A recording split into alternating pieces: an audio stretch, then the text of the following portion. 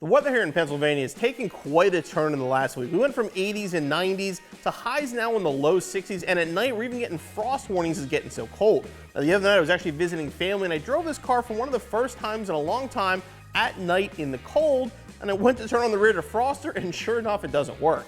Did a little troubleshooting and found out the defroster is fine, but the switch is bad. So today we're going to show you how to swap out your defroster and hazard switch on your 87 through 93 Mustang.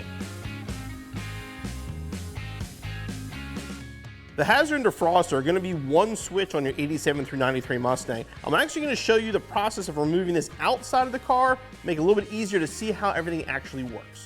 Now behind the switch, you'll see these two little tabs. What you want to do is actually push these in. When you do, you can see the spring clip releases. A lot of people try to get underneath it, and that actually locks it in place.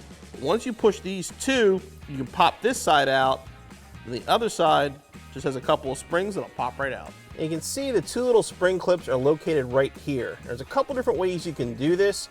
If you have two screwdrivers and you're comfortable with it, you can actually just put, if you hit them both like this at the same time, it makes it a little bit easier to get it out. What I found works well, it's a small set of needle nose pliers.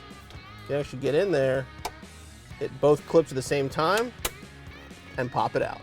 Now to get it out, once you have it released here, you actually just take a small screwdriver, put it on the other side, it'll pop right out.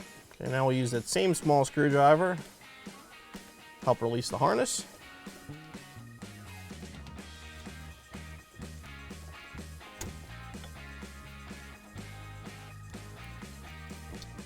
Remove our factory switch. Now simply plug in the new switch.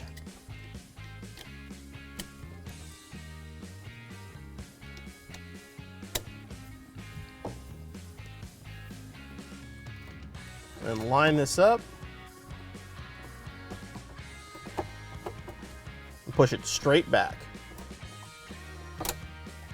Now this install basically is going to be for your hazard or rear defroster switch, but if you're replacing your headlight switch, it installs in the exact same fashion, uses the same clips, same process for installation and removal.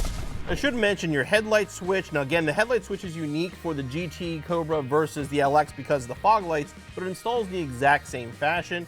Now we can check, make sure our hazards work properly, and our rear defroster lights up like it's supposed to.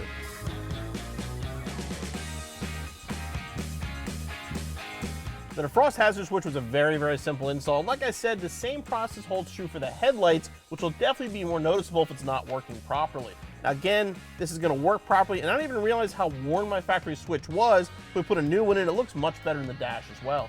The installation will honestly take you about 15 minutes or so. We'll be back on the road in no time.